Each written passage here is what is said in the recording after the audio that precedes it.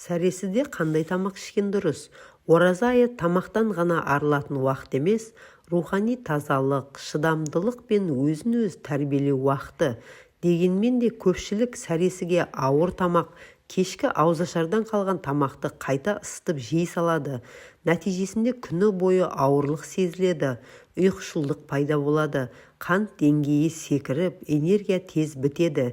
Кешке қарай әлсіздік, бас ауруы немесе тіпті бас айналу жиі кездеседі. Сәресіге не жеген дұрыс? Ақуызға бай өнімдер. Ақуыз тоқтық сезімін ұзақ сақтайды. Қайнатылған жұмыртқа, омлет немесе жұмыртқаның ағы, балық еті, тауық еті, сиыр еті, бауыр, сиырдың тілі, өсімдік ақуыздары, оның ішінде ноқат, бұршақ, маш сияқты өнімдер. Пайдалы майларды тұтынған дұрыс. Олар энергияны баяу шығарады және қантты тұрақтандырады. Пайдалы майларға бай тағамдар: жұмыртқаның сарысы, ерітілген сары май, зәйтүн майы, авокадо, жаңғақтар, дәндер және қызыл балық жатады. Күрделі көмірсулар энергияны ұзақ уақыт сақтайды. Оларға қара құмық, күріш, қара бидай мен сұлыдан жасалған нан жатады. Көкөністер мен жидектер ас қорытуға көмектеседі, жеңілдік береді. Оларға шпинат, қияр, қызанақ, батат, қызылша, сәбіз. Жидектерге қара жидек, таңқурай және мүк жидек жатады.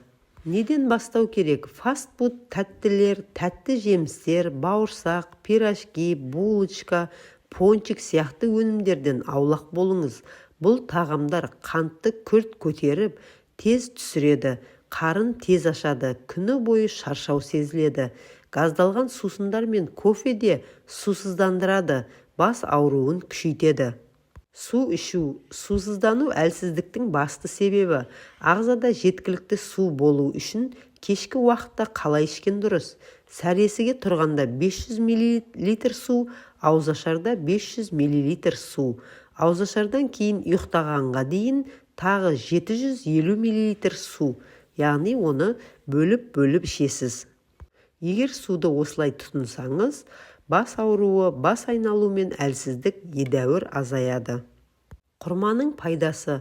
Құрма дәрумендер мен минералдарға бай құнарлы жеміс.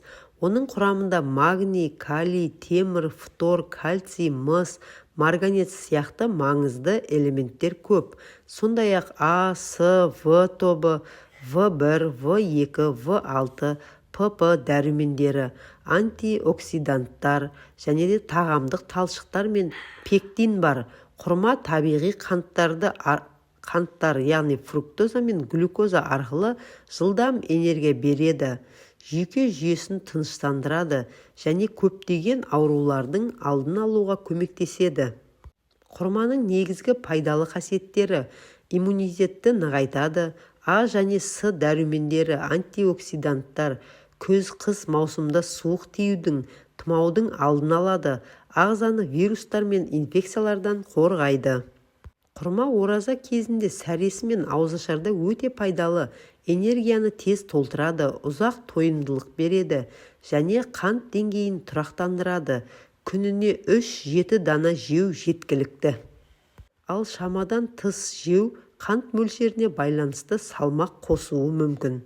Әр адамның жағдайы әртүрлі болуы мүмкін. Сондықтан асқазан ауруы бар адам ораза ұстағысы келсе, міндетті түрде гастроэнтерологқа қаралып, жеке рұқсат алғаны дұрыс.